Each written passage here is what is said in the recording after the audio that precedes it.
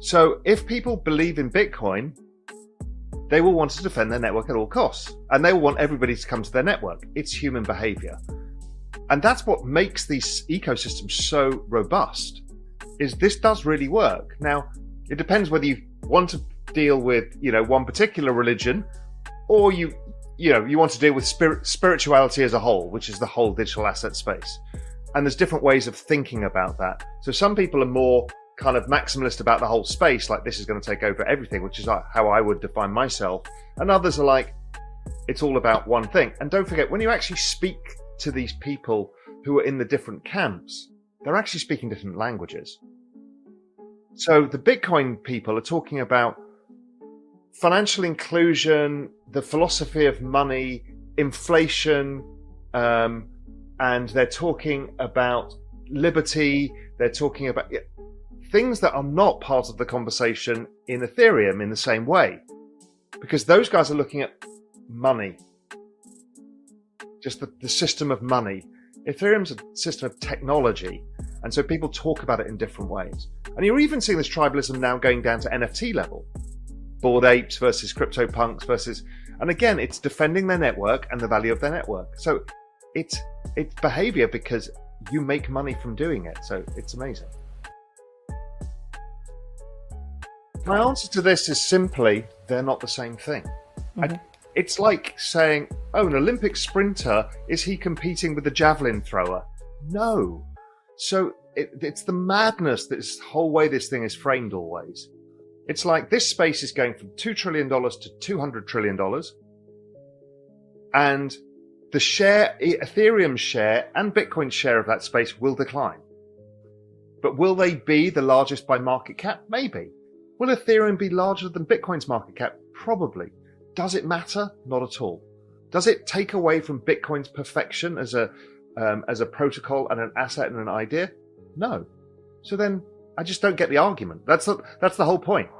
Bitcoin's perfect. Does what it does. We use it for what we want to use it for. And we can use other things, as Alex is talking about, to build other applications. If our goal here is to change the outcome for humanity, then the stupidest thing is to do what the religions did, which is fight with each other. Because what you do is fractionalize everybody and you marginalize the mission that everybody's trying to achieve.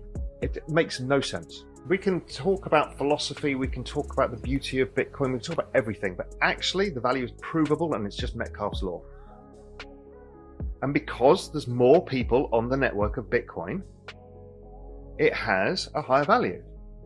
And it works perfectly. You can perfectly value it, within, it doesn't give you a tick by tick price, but you know what it is. And it's the same for Ethereum, which is growing, 4-5 times as fast. So obviously we're seeing the market cap of Ethereum catch up with Bitcoin.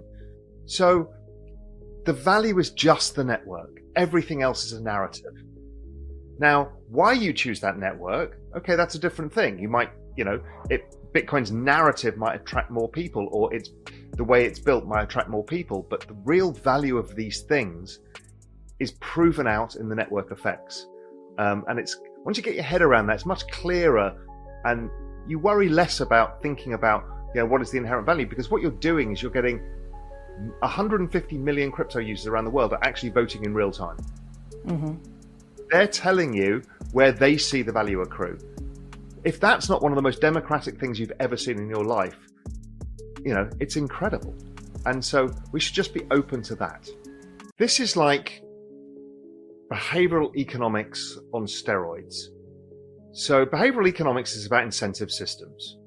And this is about building a network. We know about network effects. So the Metcalfe's law values the network based on the number of people on the network and the number of kind of interconnections between them.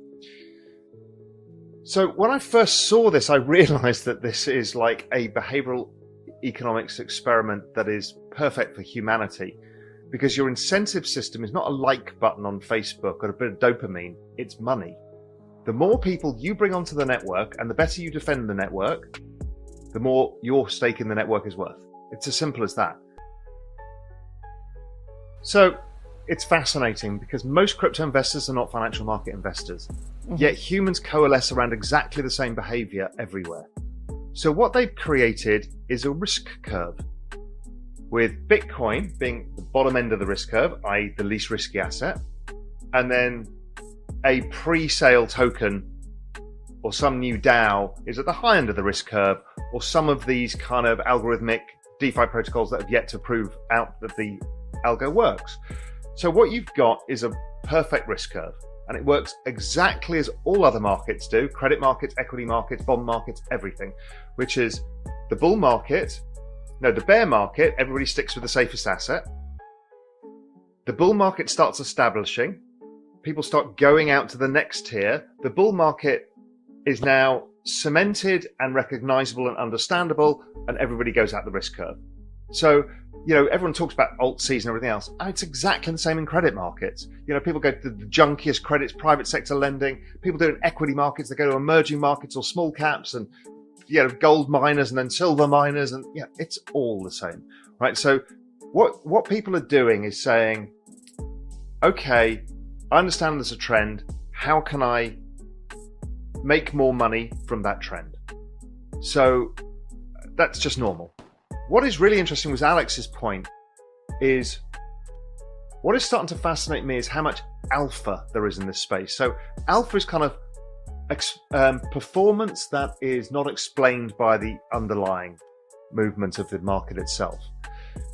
It's because we've never gone into a market where I don't know how many new tokens and now NFTs are launching every week, right? There's thousands of the things, thousands. And what it means is there's not enough capital for the space and not enough analysis in the space. So you get massive informational advantage if you understand something better than others.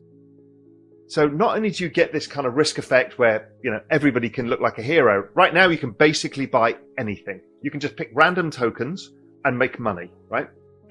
That doesn't make you smart. It only makes you smart because you've seen the opportunity in the space. But the alpha, there's not even enough hedge fund money. There's about $4 billion of hedge fund capital in the space, $5 billion, right? So they're traditionally one of the kind of price discovery seekers. There's just not enough capital to do this. So that's why I'm so excited from an investment point of view. I'm excited about all sorts of different things, but from an investment point of view, the sheer alpha in this space is unparalleled. It's unparalleled. And that's why it's really exciting. Do you want to know one thing about crypto? I made over 3,000% in profit in a few weeks. Fact is, the traditional financial system, the traditional money system makes you poor, not rich. If you want to earn $500,000, $1 million, you have to wait until you're 50, 60, 70 in the traditional financial system, and you probably will still be broke. And you will be old. This is not a sexy combination, as you can imagine. But the question is, how can you start in crypto and make these profits? Where to invest? Where to start? My name is Gunnar and I'm from Germany, as you can hear, and things are a little bit different in Germany. More about that later on.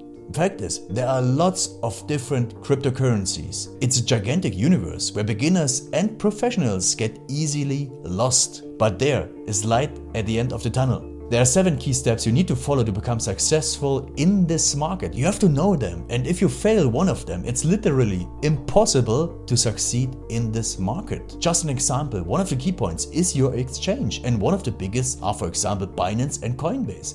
These are trusted and well-established exchanges, but, and this is a big but, you won't find the super profitable coins on those exchanges. The unknown super profitable coins that get gigantic profits are not traded on those kind of exchanges. They are traded on much smaller insider platforms that are barely known. And I can tell you what those super secret exchanges are and why they are so profitable. And another super important thing are the right information sources. The point is, the internet is gigantic. There are hundreds and hundreds of YouTube channels, blogs, pages, and much, much more. And there are also market makers and influencers. For example, Elon Musk, he is not a crypto guy, but the moment he recommended Dogecoin, it went through the roof, to the moon, so to say. But why did he recommend it? Where did he hear it from? He didn't hear it from newspapers. And believe me, he is listening to someone. But you have to know who, and you have to react before he is reacting.